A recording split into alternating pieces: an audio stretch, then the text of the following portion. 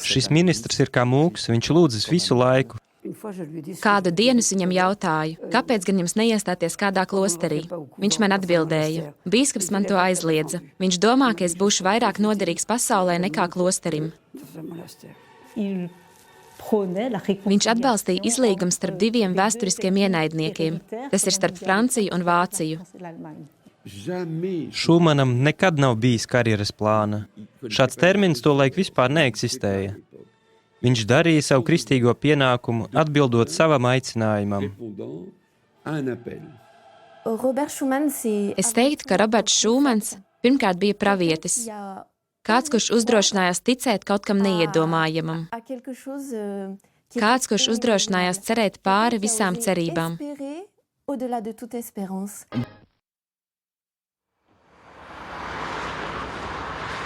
Roberta Šūmana māte bija no Luksemburgas un tēvs no Lorēnas. Pats viņš piedzima 1886. gadā Luksemburgā, blakus vietai, kur šodien atrodas Eiropas Savienības iestādes. Kad viņš bija mazs zēns, viņš bieži devās atvaļinājumā uz Evranžu, un pa ceļam viņš redzēja tēvoču laukus, kas atradās vienlaicīgi gan Francijā, gan Luksemburgā, jo valsts robežas to sadalīja divās daļās. Tāpēc, kad nāca laiks uzārt zemi, arklis ceļoja no Francijas uz Luksemburgu un atpakaļ, no Luksemburgas uz Franciju. Lūk, šādi radās doma, kā pārvarēt uzstādītās robežas.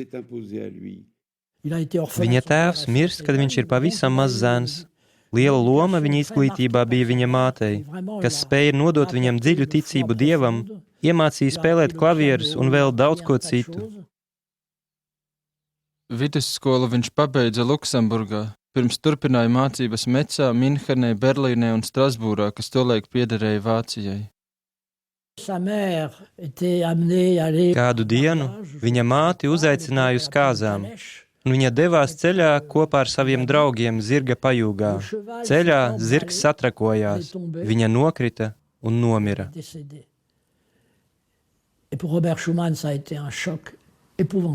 Robertam Šūmanam tas bija tik liels pārdzīvojums, ka viņš bija gatavs pamest savu karjeru un iestāties klosterī.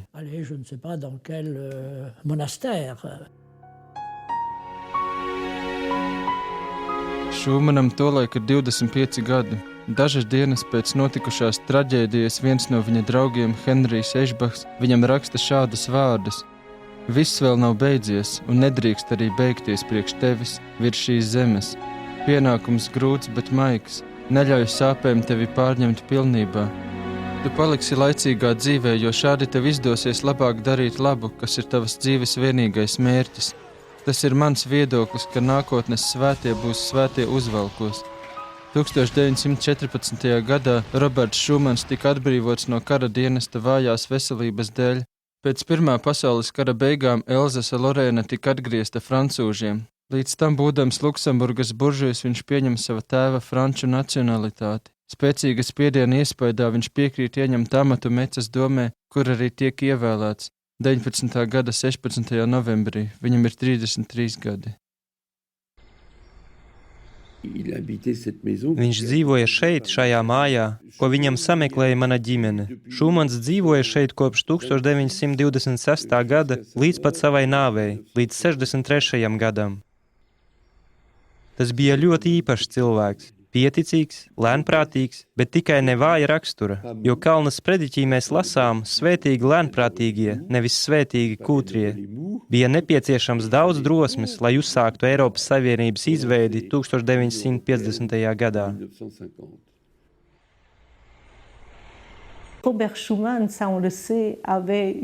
Robertam Šūmanam bija ļoti dziļa un intensīva garīgā dzīve. No agrās bērnības viņš smēlās spēku savā kristīgajā ticībā, caur iesaistīšanos kristīgi sociālajās kustībās, caur lūgšanu, lasīšanu un meditāciju. Praktiski katru dienu Šūmans piedalījās svētajā misē. Šķērsojot ielu, viņš gāja lūgties uz kapelu vairākas reizes dienā, klostera baznīcā, kas atradās pretī viņa mājai, un kur viņam bija sava iemīļota vieta. Se recueillir dans cette chapelle où il avait sa place attitrée.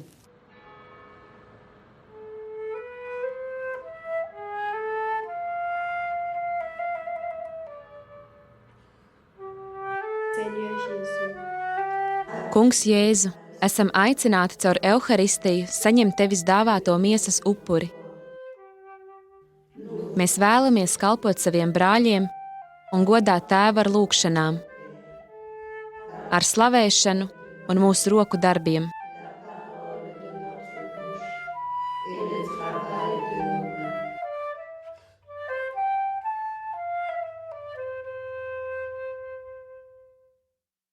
Viņš daudz lūdzās.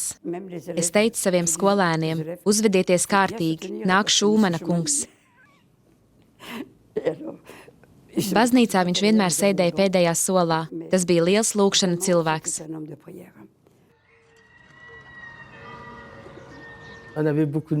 Mums dārzā bija daudz plūmju, un kādu dienu es nedaudz aiznesu Šūmanam.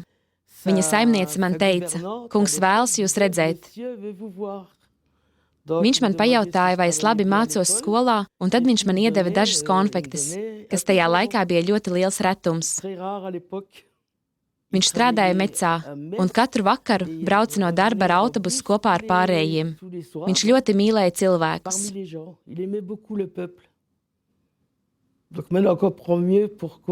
Tagad var saprast, kāpēc viņš uzsāka celt vienotu Eiropu.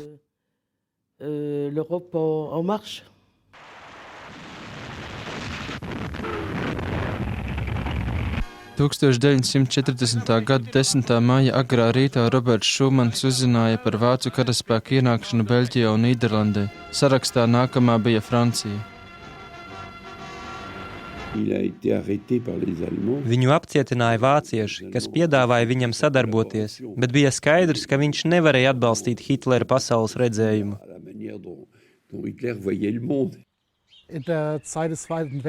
Otrā pasaules kara laikā Roberts Šumans tika arestēts. Pēc viņa apcietināšanas viņu atved uz šajieni, uz Ņūštati.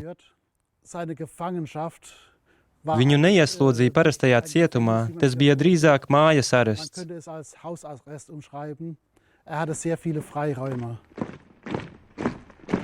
Viņam bija piemērots pietiekami brīvs režīms, ko viņš izmantoja, lai nāktu uz svētdienas misēm pie mums mājās.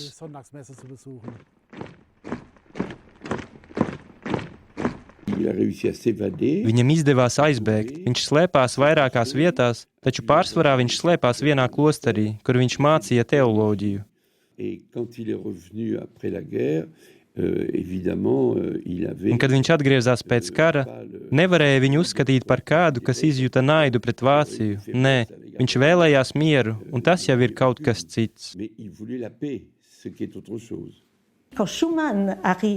Kad 1947. gadā Roberts Šumans sāk strādāt ārlietu ministrijā, tas sakrita ar to brīdi, kad Francija saprata, ka vairs nevar turpināt diskriminējošo politiku. Bija laiks pasniegt roku Vācijai un citām Eiropas valstīm, lai veidotu ciešāku sadarbību.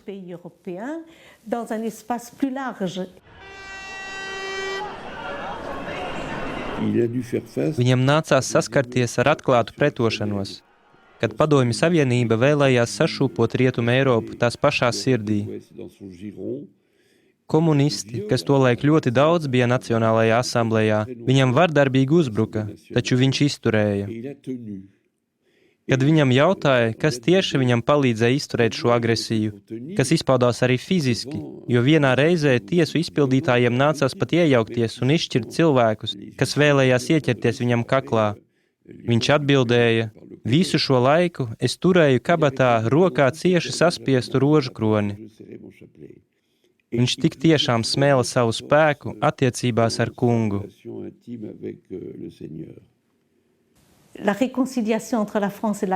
Izlīgšana starp Franciju un Vāciju 1950. gadā nenoritēja nemaz tik gludi.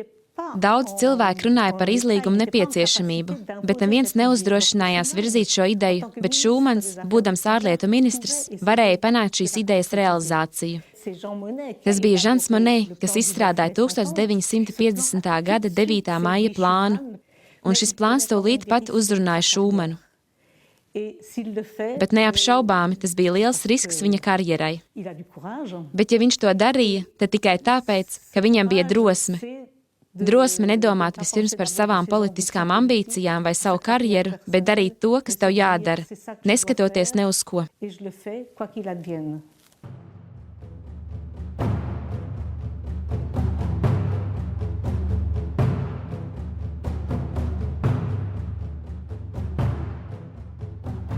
Viņš ieradās šeit, Šazelē, māja pirmajās nedēļas nogalēs. Viņš paskatījās uz to rūpīgi, un viņam radās iedvesma.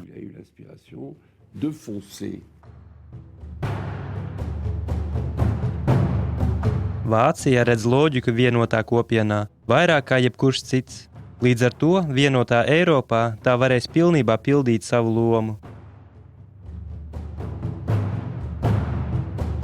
Kad viņš atgriezās Parīzē pirmdienas rītā, viņš teica: pabrīdiniet Žanu Monē, mēs sākam. Un ar to viss sākās. 8 dienas pirms slavenās 50. gada 9. māja runas viņi palika kopā un pārunāja visu lielā noslēpumā, jo Šumans zināja, ka nedrīkst atklāt runāt par šo plānu, kas varēja viegli izjukt. Viņš rīkojās visai gudri, viņš sniedza savu runu ministru padomes sanāksmes laikā, kur tika izskatīti dažādi jautājumi. Jūs ziniet, viņš to nolasīja 5 minūtes līdz pusdienlaikam, kad visi jau vēlējās doties pusdienās. Bet brīdī, kad padomes priekšsēdētājs Žoržs Bido vēl šaubījās, tiesu izpildītājs pienāca, lai nodotu vēstuli no Adenauera, kur bija teikts: mēs pilnībā atbalstām šo Šumana kunga plānu.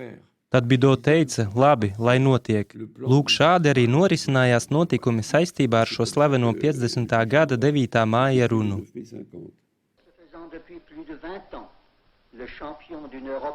Vairāk nekā 20 gadus Francija ir īpaši uzsvērusi vienotas Eiropas nepieciešamību.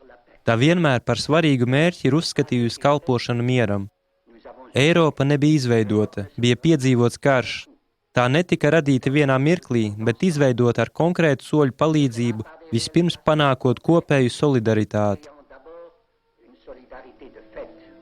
Tieši tāpēc Francijas valdība Šumana vadībā ierosināja nekavējoties vienoties par no vienas puses ierobežotu, bet no otras noteiktu un konkrētu rīcības plānu. Tas paredzēja augsta līmeņa kopēju sadarbību, apvienojot Francijas un Vācijas ogļu un tērauda rūpniecību, saglabājot šīs organizācijas atvērtību attiecībā pret citām valstīm, kuras vēlētos tajā piedalīties.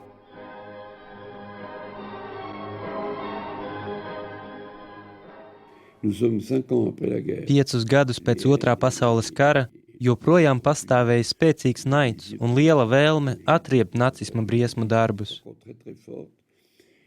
Tomēr Šumans sekoja savai dziļākajai intuīcijai, un viņam bija drosme realizēt šo projektu.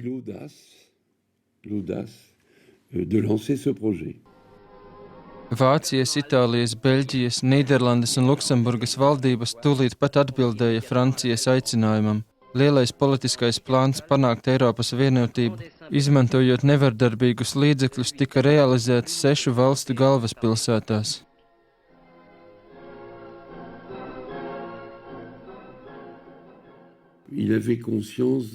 Viņš apzinājās, ka ir uzņēmies misiju. Pēc dabas viņš bija maigs, vienkāršs un pazemīgs vīrs. Taču, kad viņš saņēma atklāsmi par to, kas ir labs un ko vajag realizēt, viņš pilnībā paļāvās dievišķajai apredzībai. Pilnībā nodevies šīs misijas izpildīšanai, nekas viņu vairs neapstādināja. 53. gada 10. februārī pirmais vilciens ar Eiropas oglēm brīvi šķērsoja atceltās robežas. 3 mēnešus vēlāk sekoja vilciena vagoni ar tēraudu. Kopīgais ogļu un tērauda tirgus bija kļuvis par realitāti. Es atgriežos pie šīs mazās grāmatas, kuru Šumans uzrakstīja savas dzīves beigās. Pēdējo nodaļu viņš nosauca par kalpošanu cilvēcei. Šumans īpaši daudz runā par mieru. Viņš paskaidro, kas viņa prāt ir miers. Šumanam miers nenozīmē tikai kara neesamību. Tas nav kāds abstrakts jēdziens, tā nav kāda sentimentāla ideja. Viņa prāt miers ir kā ēka, ceļama katru dienu un balstāma solidaritātei, sadarbībā, brīvībā un brālībā.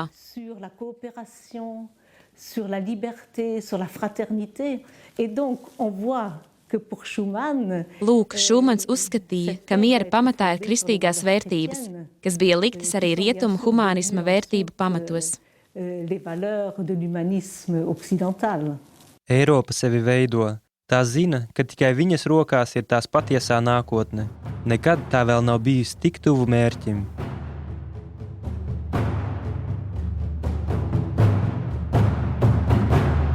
Dievs rīkojas, lai tā nepalaistu garām sava likteņa stundu, pēdējo savas glābšanas iespēju. Interesanti, ka starp Šūmana politisko darbību un viņa personiskajiem uzskatiem pastāv liela vienotība. 55. un 56. gadā Šūmans ieņēma pozīciju par labu Eiropas kopienas paplašināšanai uz austrumiem.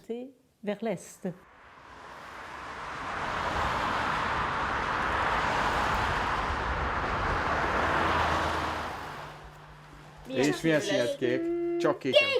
Kék az jó, akkor tehetsz egy kékelyet, Lakó. Elizabeth, neked is van lapod? 3. Tas var būt visai pārsteidzoši, ka kāds ungārs interesējas par Robertu Šūmanu. Patiesībā savu studiju laikā, veicot vēsturisku izpēti, atradu šādu frāzi. Tas ir ministrs, kurš lūdzas visu laiku. Viņš ir kā mūks. Šī frāze mani ļoti uzrunāja. Biju pārsteigts, ka Šūmans ir ministrs, kurš lūdzas un ka viņu salīdzina ar mūku. Domāju, ka man visvairāk iespaidoja tas, ka šis vīrs bija atdevis visu savu dzīvi. Viņš uzdrīkstējās cerēt, uzdrīkstējās redzēt pāri tai Eiropas politiskajai realitātei, kāda tā bija 40. un 50. gados. Mums Ungāriem 1956. gads ir interesants, jo tajā notika Ungāru sacelšanās. Šajā laikā Ungāru dumpinieki cīnījās pret komunistisko režīmu, pret Krievu okupāciju. Šūmanu šis notikums ārkārtīgi uzrunāja, un arī tajā viņš raudzījās tālāk. Jau tad viņš uzskatīja par nepieciešamu sacīt, ka Eiropa nav tikai 6 valstis, ka ir jāiet tālāk, ir jāpaplašina šī Eiropa.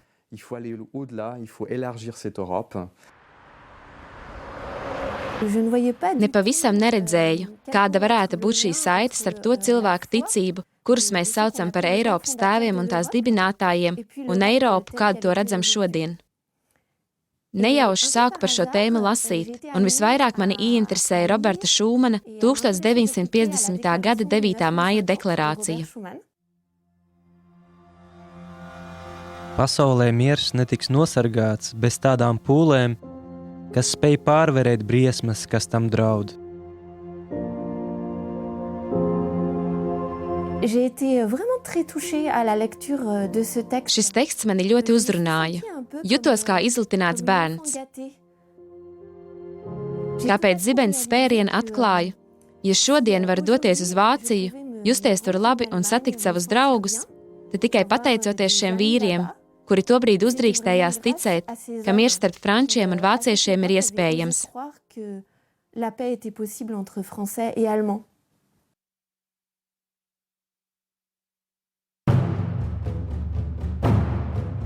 Pēc Otrā pasaules kara nepavisam vēl nepastāvēja miera stāvoklis. Pasaule bija sadalīta starp austrumiem un rietumiem, un šī sadalošā josla šķērsoja Vāciju. 61. gadā Berlīnes vidu uzcēla mūri, kas šķērsoja manu pilsētu.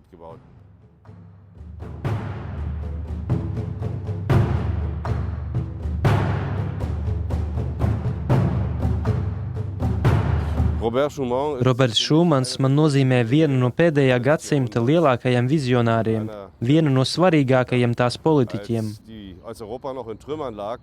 Kad Eiropa nebija nekas vairāk kā drupu lauks, kurā valdīja naids, viņš attīstīja ideju, ka Eiropiešiem vajag apvienoties, lai no Eiropas vairs nekad nerastos kaut kas tās, kā šie 2 pasaules kari vienā gadsimtā. Šis uzskats par vienotu Eiropu mums ir palīdzējis nojaukt mūri. Šodien mēs konstatējam, ka Eiropas Savienībā atrodas 28 valstis, ne tikai Rietuma Eiropā, bet arī Eiropas austrumos, ziemeļos un dienvidos. Mums jābūt pateicīgiem Robertam Šūmanam un viņa vīzijai par vienotu Eiropu.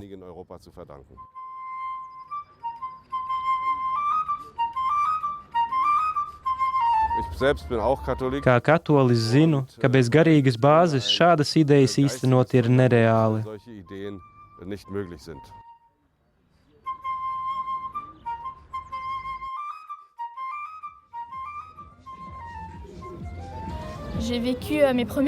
Pirmos dzīves gadus pavadīju Francijā, pēc tam Beļģijā, šodien dzīvoju Berlīnē, Vācijā.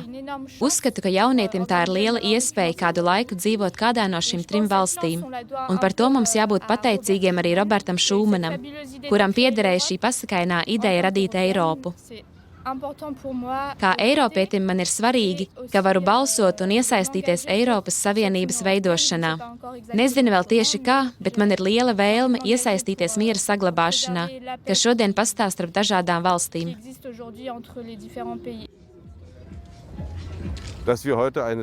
Šodien mēs redzam, ka Eiropas ilgstošais miera periods nav pats par sevi saprotams. Daudzi domā, ka tas ilgs mūžīgi, tomēr mēs konstatējam, ka pasaule nav brīva no kara. Ap Eiropas Savienību norisinās dažādi konflikti, piemēram, Ukrainā. Mans aicinājums jauniešiem ir šāds. Eiropas vienotības ideja ir jūsu nākotne. Ceru, ka ar jums tā būs labās rokās, ka jūs pildīsiet šo darbu, lai nākotnē turpinātos miers un lai visi baudītu labklājību. Mēs esam Bilevodā, mazā Čehijas ciematiņā, kas atrodas uz robežas ar Poliju. Vietējā kapsēta ir īpaši skumja vieta, jo tajā guldītas 700 klostera māsas, kuras šajā ciematā pavadīja savu dzīvi pret savu gribu. 1948. gadā pēc komunistu puča likvidēja 32 reliģiskos ordeņus un slēdza 502 klosterus. Šodien jaunieši no dažādām Eiropas valstīm pēc kopienas ŠMNF iniciatīvas ierodas šeit, lai sevi garīgi atjaunotu un veidotu jaunus tiltus starp nācijām.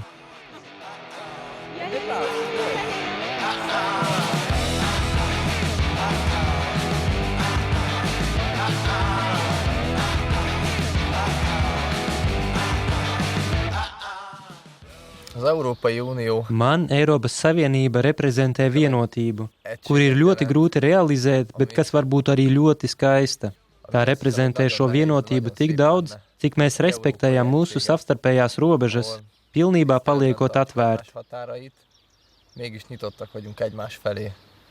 Brālīga Eiropa, kurā mēs viens ar otru necīnāmies, bet kur viens otram palīdzam. Tā ir žēlastība, ka varam vienādā mērā visi kopā palīdzēt pasaulē.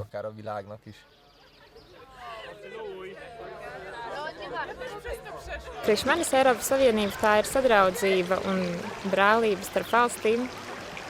Un arī ļoti svarīgi šajā laikā ir drošības sajūta, ko sniedz Eiropas Savienība. Es vēlētos personiski piedalīties Eiropas veidošanā.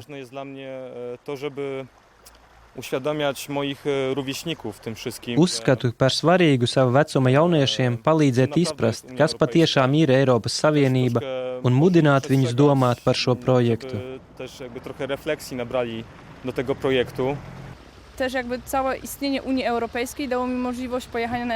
Pateicoties Eiropas Savienībai, varēju piedalīties Erasmus programmā. Tā bija brīnišķīga iespēja doties uz Franciju un atklāt tur ikdienas dzīvi, labāk sevi iepazīt dažādās satikšanās reizēs un saprast, kas īsti ir svarīgi citiem. Co jest dla mnie ważne, co jest ważne dla innego narodu i też co jest ważne dla tych innych, co przyjeżdżają też do Francji w tym momencie. Fakts, ka esam atšķirīgi, ir ļoti svarīgs, jo šīs atšķirības mūs bagātina un sekmē mūsu vienotību. Myslím, že velkým poselstvím je pro nás. Kad pāvests Francisks sacīja, ka mums vajag tuvoties vienam otram un liecināt par ticības vienkāršību un Dieva žēlsirdības tuvumu, tas bija svarīgs vēstījums mums visiem. Tu jednoduchost víry a tu blízkost Božího milosrdenství, který v dnešní době Šķiet, ka Eiropa vairs neatzīst to, un tā ir aizmirsusi savas vēsturiskās un garīgās saknes. Jak historický, tak duchovní.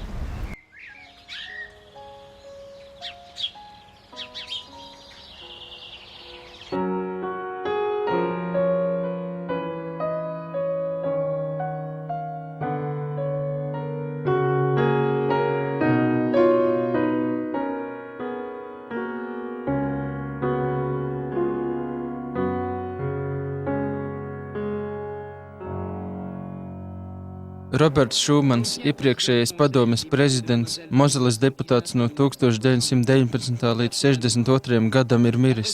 Garajā svītā Mecā ir klātesoši 5 agrāko valdību vadītāji, tāpat arī daudzas franču un ārzemju delegācijas, kuru klātesamība pasvītro Šumana personību, to, kurmais pamats, uz kuras tika uzcelta šī Eiropas ēka, un kuru Šumans bija vēlējies ar visu savu spēku. Viņš nekad nepārtrauca strādāt pie šī plāna. 58. gadā Roberts Šumans Eksla šapelā saņēma Kārļa lielā balvu pateicībā par pilnīgu sevis veltīšanu šim darbam. Līdz ar šo vienkāršo vīru ir aizgājis nozīmīgs eiropietis, viens no īstajiem Eiropas tēviem. Prezidenta kungs, mēs esam 8 dažādu valstu jaunieši, kuri šīs ceturtdienas vakarā 1953. gada 12. decembrī piedalījās jūsu vadītajā Sorbonas konferencē. Vēlamies jums pateikties par veidu, kādā jūs cīnāties par mūsu nākotni, iestājoties par mieru un vienotību starp nācijām. Jūsu vīzija, kas stāv pāri vienas partijas vai pat vienas valsts interesēm, ir mūsu iedvesmas avots.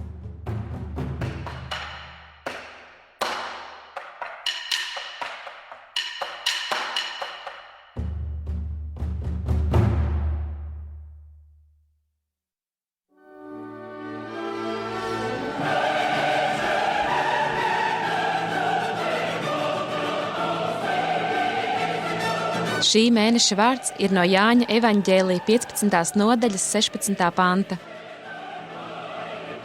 Ne jūs mani esat izredzējuši, bet es jūs esmu izredzējis un jūs nolicis, ka jūs ejat un nesat augļus, un jūsu augļi paliek, jo visu, ko jūs tēvam lūgsiet manā vārdā, viņš jums dos.